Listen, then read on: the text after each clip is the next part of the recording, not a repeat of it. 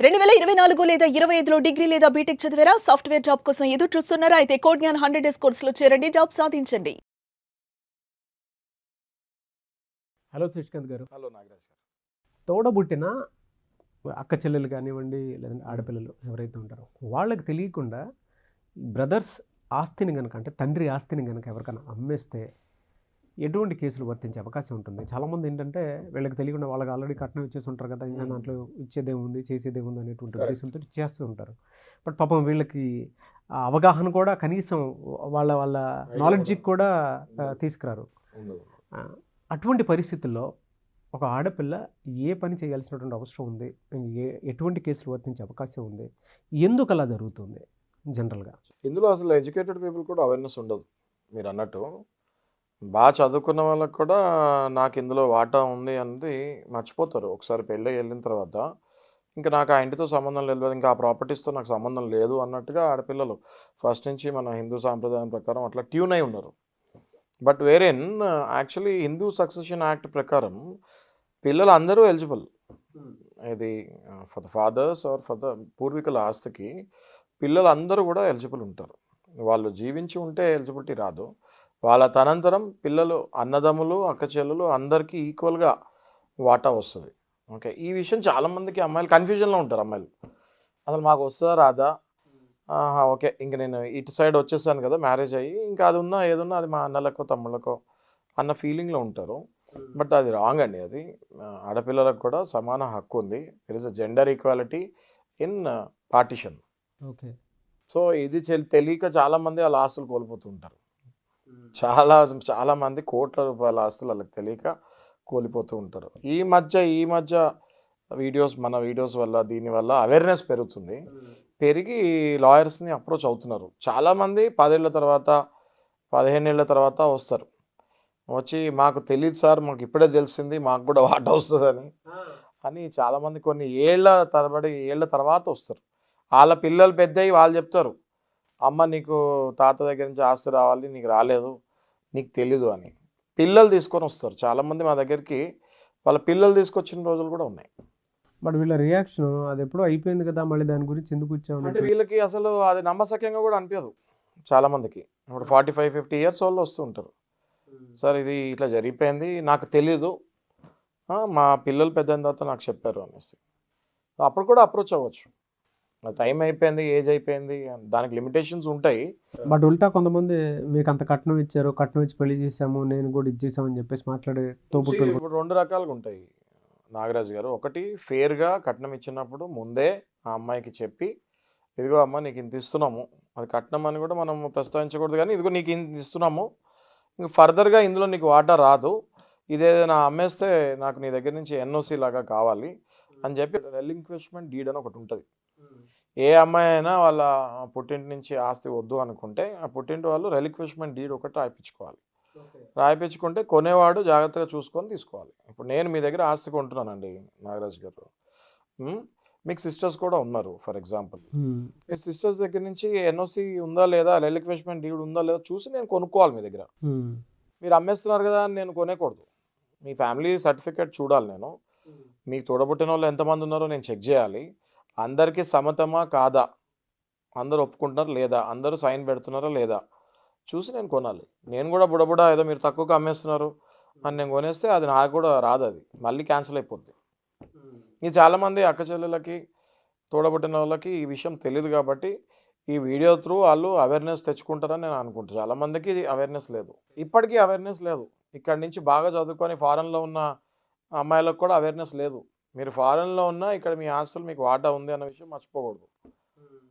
చాలామందికి అవేర్నెస్ లేదు. అన్నదమ్ములు కూడా అలాగే సైలెంట్గా ఉంటారు. కొంతమంది చెప్తారు, నీట్గా ఇచ్చేస్తారు వాళ్ళ వాటా, కొంతమంది ఇవ్వని వాళ్ళకి, వీళ్ళకి అవసరం ఉన్న వాళ్ళకి 100% మీ వాటా మీకు వస్తుంది చట్ట ప్రకారం. ఎలా సార్ అంటే ఒకవేళ అమ్మేశారే అనుకోండి, ప్రీవియస్ వీడియోలో మీకు ఒక మాట అన్నారు మీరు, ఎవరైతే కొనుక్కుంటారో వాళ్ళ మీద కూడా కేసు పెట్టే అవకాశం ఉంటుంది. వాళ్ళు కూడా నిందకి అర్హతలు. ఏ చట్టం కింద అది వస్తుంది?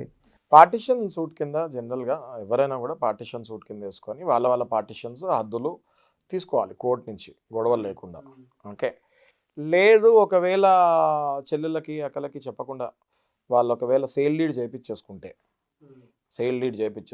ఆ సేల్ డీడ్ని వీళ్ళు క్యాన్సిలేషన్ ఆఫ్ సేల్ డీడ్ అని టైటిల్ డిక్లరేషన్ కూడా వెళ్ళాలి వీళ్ళు. అంటే ఇది నాది అని చెప్పి వాళ్ళు కూడా డిక్లరేషన్ వేసుకోవచ్చు. ఫర్దర్ పార్టిషన్ అడగాలి వీళ్ళు. ఓకే, సో అది హిందూ సక్సెషన్ యాక్ట్ ప్రకారం ఫ్యామిలీ సర్టిఫికేట్లో మా పేర్లు ఉన్నాయి, మా వాటా ఇంత ఇందులో రావాలి, కానీ మాకు తెలియకుండా అమ్మేశారు, ఆ కొన్నవాడు కూడా ఏమి కనుక్కోకుండా కొనేసుకున్నాడు అని చెప్పి ఈ అమ్మిన వాళ్ళు అన్నదమ్ముల పేరు మీద రెస్పాండెంట్స్ అంటే వీళ్ళేంటి కంప్లైనెంట్స్ ఉంటారు. ఓకే, వీళ్ళందరూ రెస్పాండెంట్స్ ఉంటారు. ఓకే, ఈ అన్నదమ్ములతో పేర్లతో పాటు కొనుక్కున్న పేర్లు కూడా 4-5 పేర్లు కూడా అందులో యాడ్ చేసి కేసు వేస్తారు. కేసు వేసిన తర్వాత వాళ్ళు వచ్చి కోర్టులో న్యాయమూర్తి ముందు చెప్పాలి. నువ్వు ఎందుకు అమ్మేవని అడుగుతారు, నువ్వు ఎలాగ ఉన్నావని అడుగుతారు. అక్కడ స్టార్ట్ అవుతుంది కేసు. ఆ తర్వాత స్లోగా కొంచెం టైం పడుతుంది, బట్ స్లోగా 100% వాళ్ళ వాటా వాళ్ళకి వచ్చేస్తుంది. Okay, yes.